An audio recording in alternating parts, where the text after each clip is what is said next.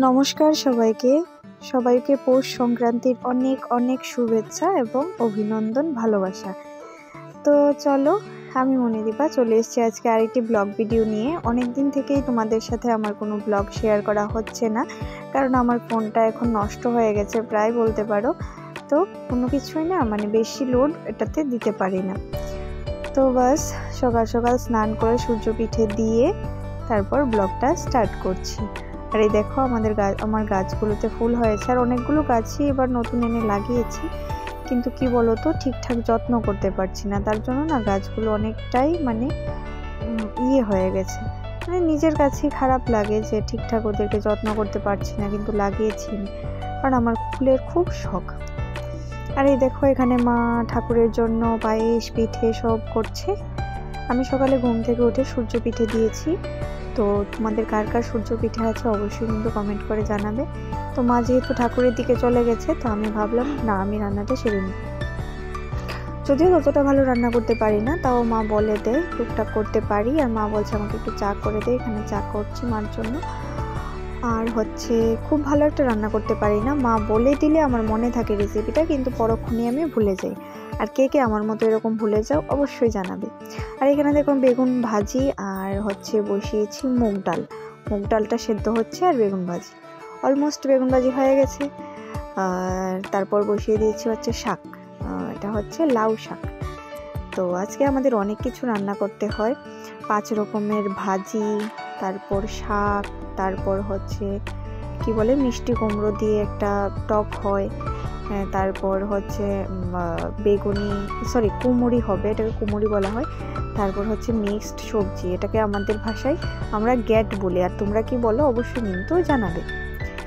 দেখো এখানে শাকটা হচ্ছে।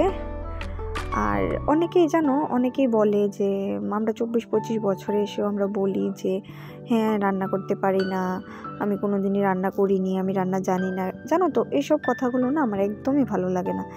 ভাই আমরা মেয়ে, মা অন্নপূর্ণা এবং মা লক্ষ্মী হচ্ছেন মেয়ে।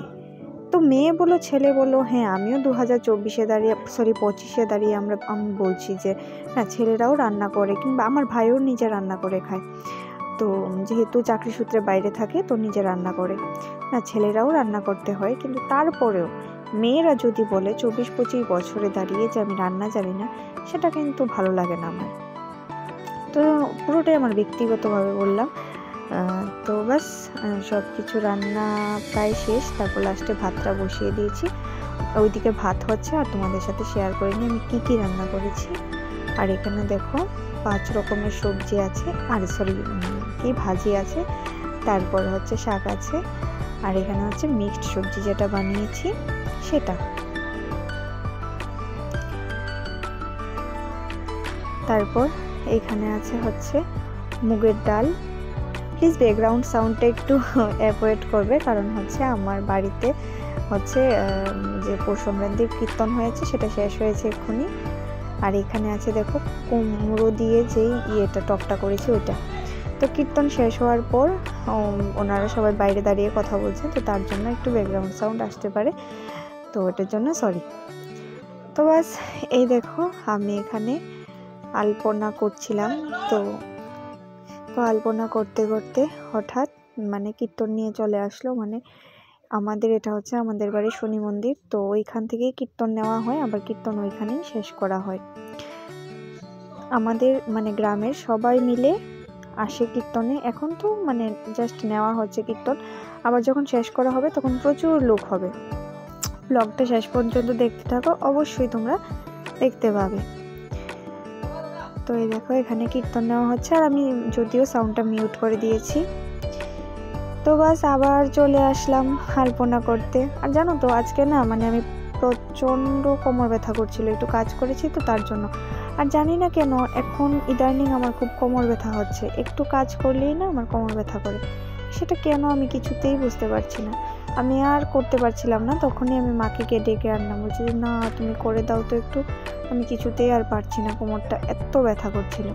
তারপর মা এসে বাকিটা কমপ্লিট করলো। আর দেখো কেমন হয়েছে। আমি ততটা ভালো আলপনা করতে জানি না, পারি না, বা কখনো শিখিনি। ছোটোবেলা থেকে মার থেকে দেখে দেখে যতটা নিয়েছি আর কি।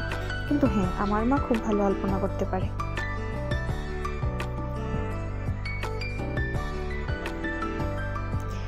তো বাস সন্ধ্যা হয়ে গেছে, আর দেখো এখানে কীর্তন নিয়ে আমাদের বাড়িতে চলে এসছে, যদিও আমি সব সাউন্ডগুলো মিউট করে দিয়েছি।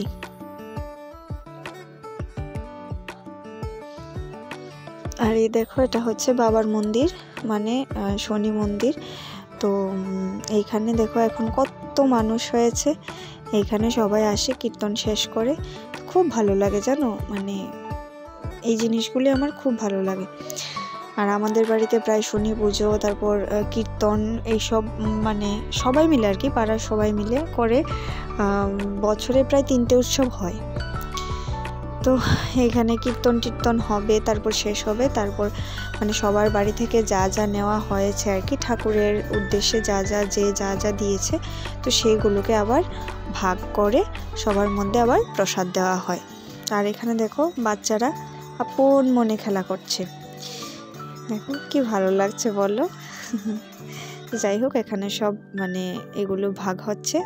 আজকের ব্লগটা এই পর্যন্তই। চলো টাটা, ভালো থাকবে।